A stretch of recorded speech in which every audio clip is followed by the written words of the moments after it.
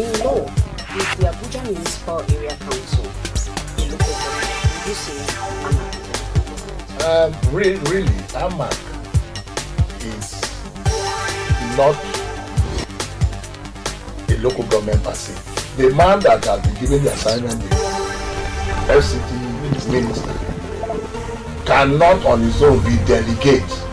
No, delegatus, not control delegate. You cannot delegate what has been delegated. When we say local government, but acts, whatever is inside. If you feel that the market will not of course, it's so. Fundamental right now that we have to follow it. They have its reasons. In this, the confusion in the issue is that we really don't know who is the accuser and who is the judge, who is the prosecutor. Jubril raised the issue of the house was defensive.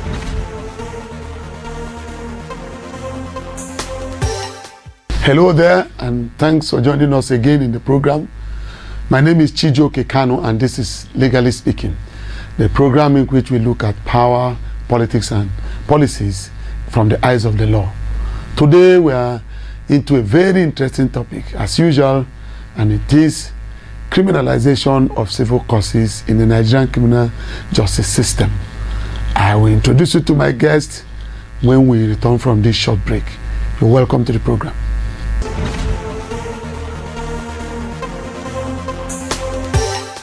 Welcome back. As I promised at the opener, I have my guest this episode of the program, and from my left is an Abuja-based legal practitioner, Mr. Danladi Plank. Mr. Plank, you're welcome to the program. Thank you very much. And Chief needs no introduction, but he has been running around the country, something around for 2 episodes or thereabout. Chief, you're welcome back to Abuja. And welcome to the program. He's Chief Izimu, legal practitioner in Abuja. It's my pleasure. I'm sorry for it's one of those things, a family issue, and this is vacation period. Yes, I can see you're taking enough rest. Yes. You're welcome. Thank you. Mr. Plank, you do the opener for us, criminalization of civil matters. If you want to explain it to our audience who are not lawyers, what would you say? Well, in very simple terms, it's a situation where civil matters or civil wrongs, are used by people to take their fellow citizens to the police station, insisting that such course of action is criminal, and they want the police to institute criminal actions against that person who they believe has done something wrong that they think it's a criminal matter, even though it is a civil wrong. Yeah. Chief. Yes. This definition is apt. Yes. Very straightforward. But how will a citizen know whether the wrong committed against him? Is he supposed to know, make the distinction?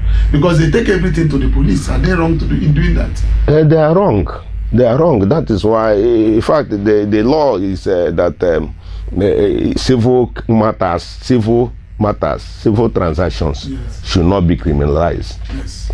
You understand? When a transaction is civil in nature, there is no need for police, because what the police is asked to do is not to interfere in the civil transaction between parties.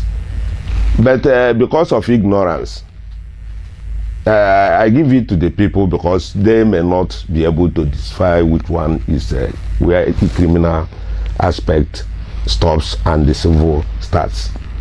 So in any case where they look at any infraction, they believe it is criminal and they can go to the police. But it is the police that I will give the blame. Okay. The police has the duty to separate civil causes, civil matters, civil transactions from criminal issues. If there is no element of criminality in a particular transaction, police is bound to advise the parties, please go and settle it yourself, or look for a civil remedy.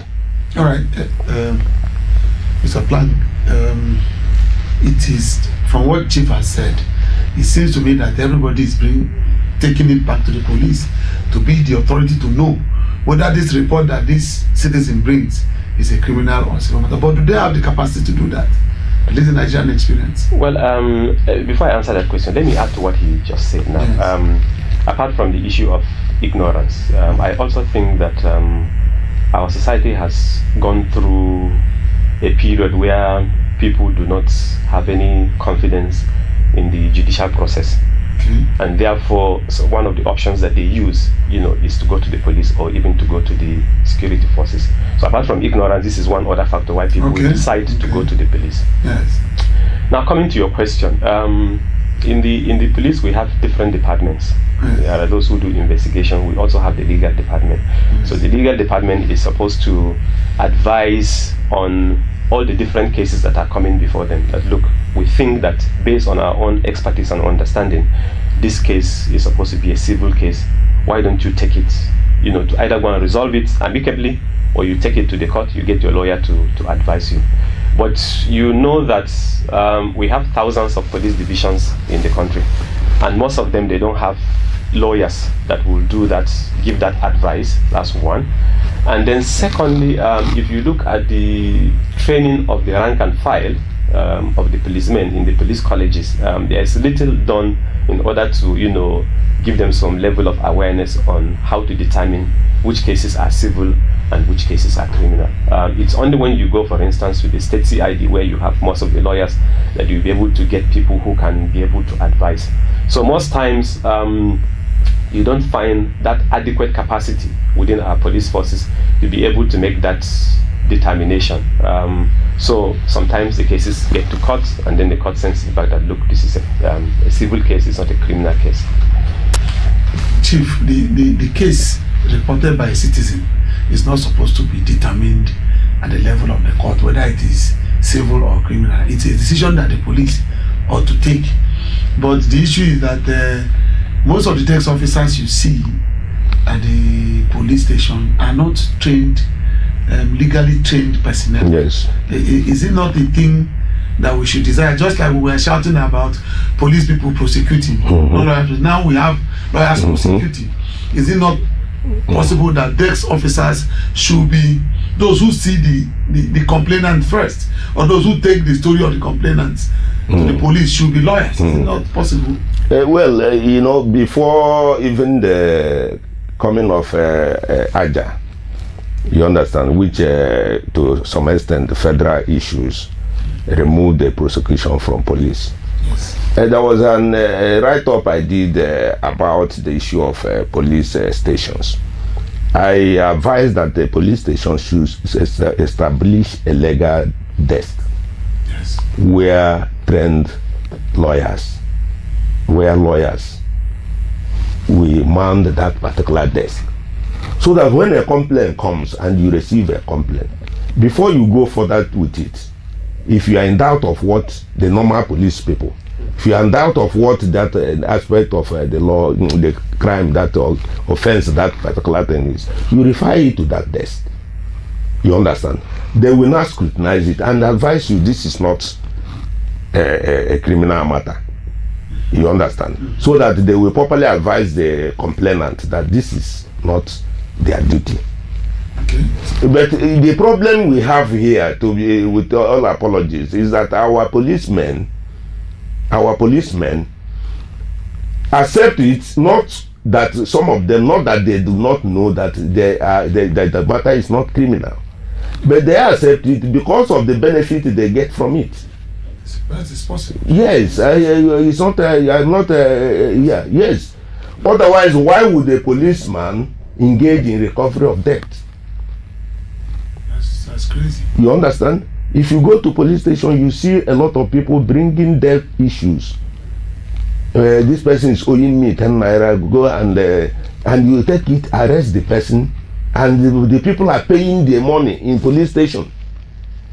I raised it with one. Yes, policeman receiving money from debtors for creditors. And some might also engage in recovery. Debt recovery. That is what I'm saying. Even rent, even some. You can see that sometimes when somebody is in arrears of rent, the landlord reports to the police. Police will arrest the tenant and say, bring the money. Have you seen where is the criminal aspect of that particular one? So I am saying that in as much as it is necessary for the police to establish a legal desk in all stations, Yes. so that every file before you proceed to further issue about it, the lawyers there will look at it and advise that this is criminal or civil. You understand? Yes. So that it will save you the time you are going to dive into civil matters. So apart from that, we are also advising that the police should stop being debt recovery agents. You understand? Yeah. They have a lot on their hands to do as far as criminal issues are concerned. So going into civil ones, okay, for instance, there was a case that where somebody purchased a property from another. You understand? In the course of that transaction, the person rejected the property given to him by the seller, and the seller promised to give him another property in exchange. And without exhausting this particular remedy, he rushed to the police, and police arrested the other man and detained him and say, you must bring back the money. What is criminal about it? There is no evidence of fraud. Everything was documented. Yes, there was no evidence of fraud. The man is not denying. There was no evidence of fraud. There was evidence that this man has offered you an alternative, but you have no time to look at the alternative, whether it is good for you or not. In the first place, you did not say that he fraudulently gave you. You saw it before paying, yes. But subsequently, because of some exigency, it could not be good for you. You asked for another one. You do not even ask for your money to be repaid back. He says, give me another property. You give you another property. Before you are given another property, you could not wait. You rush to the police. And when this complaint came to the police, instead of telling the man, say, please, go and settle this matter. It's not, there's nothing, no criminal element in it. They arrested the man, detained him for weeks, and then insist that he must, and the man started paying money to the police. Yeah, which is completely wrong, because can you see? Even though they have responsibility to encourage people to live peacefully, yes, to settle matters, that is the much they can go. Yes. Encourage them to settle matters, advise them to settle. Even if the parties insist that it must be a government agency that must do that for them.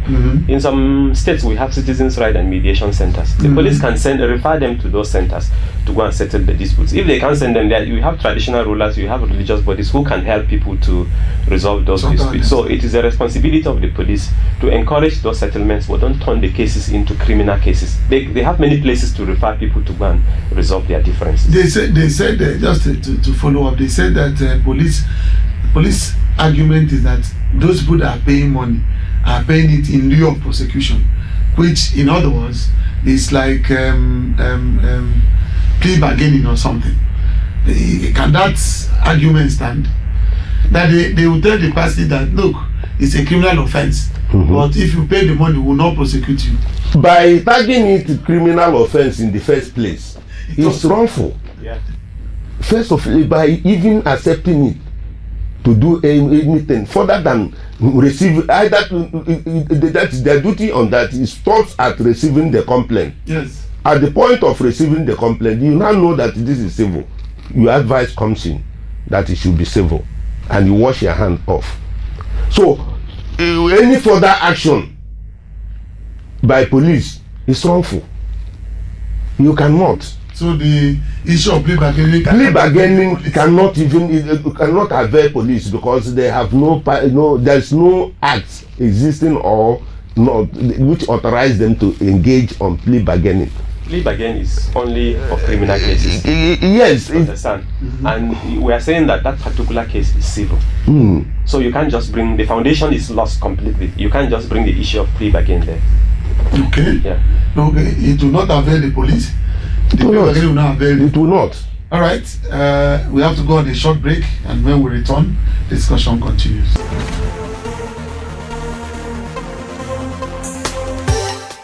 Welcome back. It's still Legally Speaking, and my guests are still here.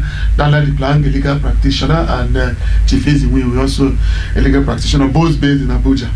Gentlemen, before we went on that short break, we were talking about, we were on the issue of recovering debt by the police. And it was a concession that of all of us here that it was not the right thing to do. Yes, police has no duty to whether civil or to recover money. Recovery of money is never the duty of police. Now, if you go to if you have watched police, all of us are practicing lawyers. If you go to the police station and see police procedure, you see that 60% are on checks, on issue of checks. People bring all sorts of checks and they say they are dot checks. Yes. And these things, this issue of check, they prosecute or they receive it under the Dot Check Act. Yes. But I also know that EFCC has authority to prosecute issue of dot check. In fact, under the EFCC Act, Yes. they have authority to prosecute. Okay, so it's concurrent between them and the police. Yes. In fact, the EFCC Act specifically asks EFCC to prosecute for a dot check act, a dot check offense. Does it take it away from the police? No, it's not. So it's concurrent. Because even the act gave the prosecution or the court to handle issues like that to High Court of the State and the FCT, Okay. excluding Federal High Court. The Dishonor Check Act, excluded the Federal High Court and any other court from issues relating to dishonor check, except the High Court of the State and the FCT. That is where the authority lies. What is actually a dot check? Because most businessmen and most people don't even know what a dot check is. A dot check is as defined by the Act, the Dishonored Check Offences Act, Cap D13 of the laws of the Federation, 2004. It describes it as a check that cannot be paid or invalid as a result of not unfunded account or insufficient money in the account. When a check cannot be paid as a result of lack of fund in the account of the drawer, then or either lack of fund or insufficient fund. So, Mr. Plan, it means that dot check, for you to arrive at a dot check, is not an event, it's a process. Like, if you give me a check, it will not be done until I make use of it, I present it. Exactly, until it is presented to the bank, and then the bank, of course, the bank needs to check the account to be sure that there is money or no money in the account before it will now make a determination that, look, this account is not properly funded to the value of that particular check. So the fact that I just gave you a check, the offense does not come in first until that particular check has been presented. Right. So there are a number of processes that go with it. I have written a check with your name, and I've written the amount on it. And all the incidences of the check must be correct. Exactly. Of course. Must be correct. Yes, If you don't write my name well, yes, for instance, and I give it to the bank, and the bank cannot identify you with the check, or you didn't sign the check properly, and or maybe it's a cross check, you did not open it, and somebody presented it across the counter, and the bank said, no, we cannot pay this money. It does not make it a dot check. A dot check, like my friend, my colleague just said, before a check can be found to be done, that is dishonored, it takes a process. You must first of all present it regularly. So to make it clear to the audience, because you guys are speaking like lawyers that you are, but to make it clear to the audience, a dishonored check is not a dot check until you determine the reason why it is dishonored. Am I correct? Exactly, because there are many reasons why a check may not be honored. Yes. Okay. Yes. some of us or organizations, they normally tell the banks that, look, if we write a check to somebody, issue somebody a check, and it's above a certain amount of money, for instance 500,000, you need to call us first for us to confirm before you pay. So it's possible that there will be that amount of money in the account, you know, that is up to the value of the check that is issued to you, but the bank may refuse to pay because they have not received further confirmation from the owner. That does not make it But it has been dishonored. Yes, that is why we are saying a process. Yes. For instance, when you open an account now, the bank will ask you your limit. You indicate your limit at which they must refer to you for confirmation. Assuming you give a check above that limit and there is no confirmation, the bank will not pay. They will come back. If they can't get to you to reconfirm the check, they will dishonor the check. That does not make it a dot check. That is why the Act said it will become dishonored as a result of either insufficient of the fund in the account or no fund in the account, and that has to be proved. How do you prove it? So until that is proved, you understand, you have your check is not yet done until that is proved.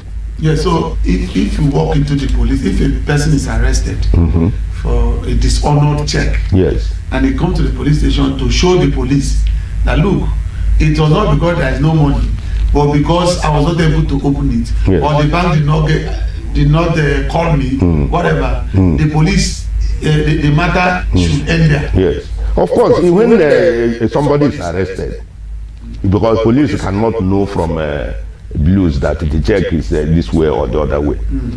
Upon the complaint, in fact, that is why police now act before, take action before investigation, which is wrong.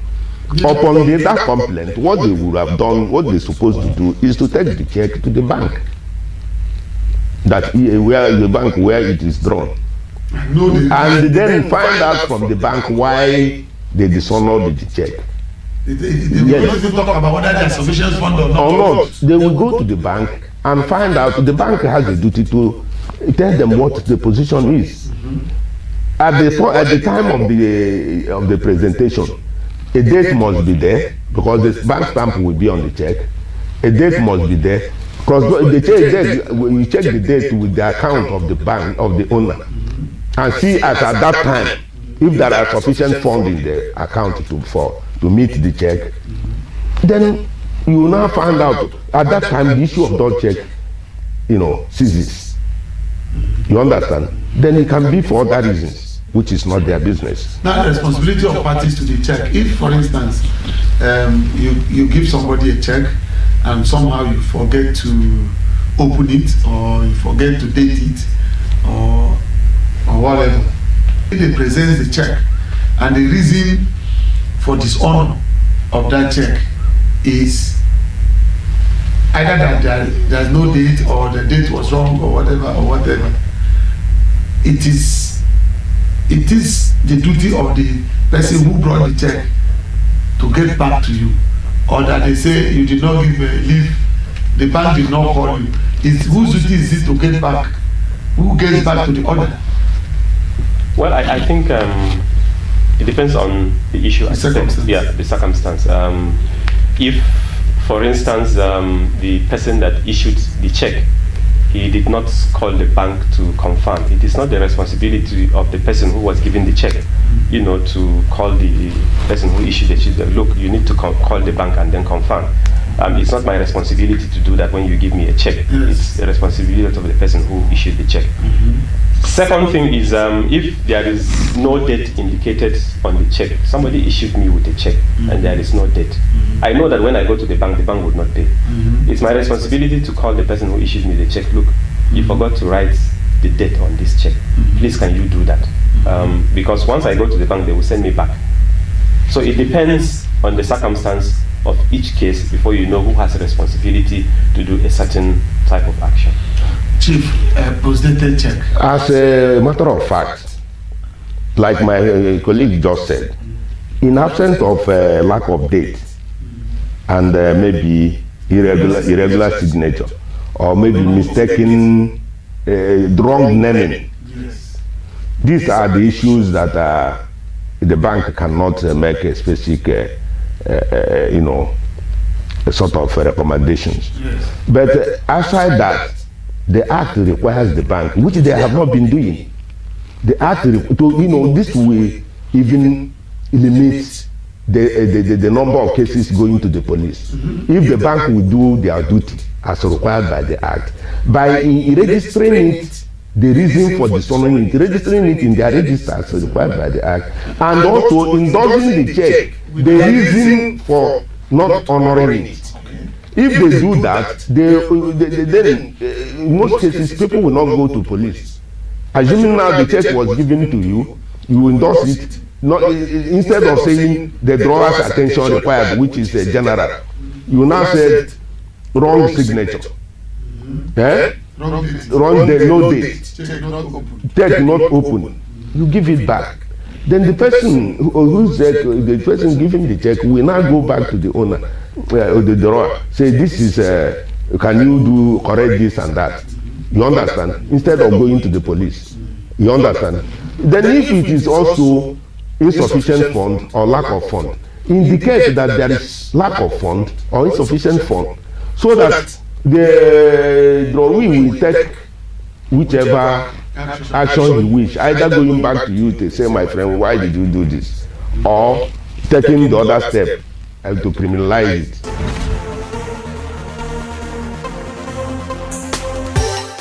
Well, this is how far time can take us, but this is not the end of the discussion on the topic. We will continue the conclusion of that topic in our next edition. Please join us next week. But before you do that, keep bringing your thoughts on the addresses on your screen right now, so that we feel your thought on these issues. Thank you very much for being part of the program, and God bless you.